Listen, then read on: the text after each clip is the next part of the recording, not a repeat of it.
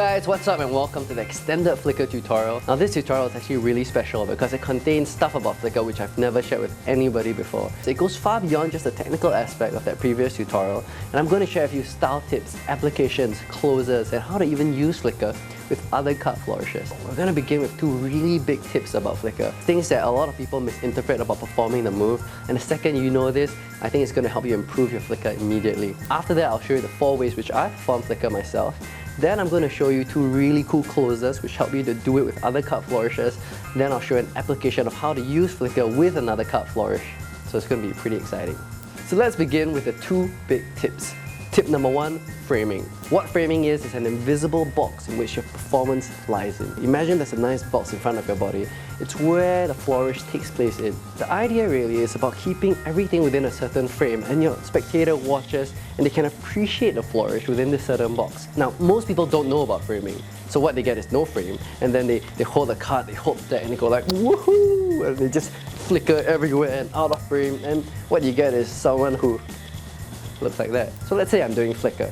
I'm not going to be just going everywhere, right? I'm going to be holding it within this zone, and I'll be keeping it in a zone where you can really appreciate and admire the movement. Now later in this tutorial, I'm going to teach you the different kinds of framing with regards to Flicker. But for now, let's move on to tip number 2. Now tip number 2 is that every single Flicker goes a long way. Now what do I mean by that? Well, when I see a lot of people perform Flicker, they believe that they have to do the Flicker many times in a single second. So it's like boom, boom, boom, and they're like no. And really, you think about it, the truth is that Flicker is made up of 3 different sections. Don't think of it as a single flourish that you just go, oh, Flicker, it's just one thing. It's 3 different parts. So there's always a beginning, there's always a peak, and there's always an end. So let me give you an example. This is the beginning, this is the peak, this is the end. So instead of just going like that, many, I go beginning, peak, and end. Beginning, peak, and end.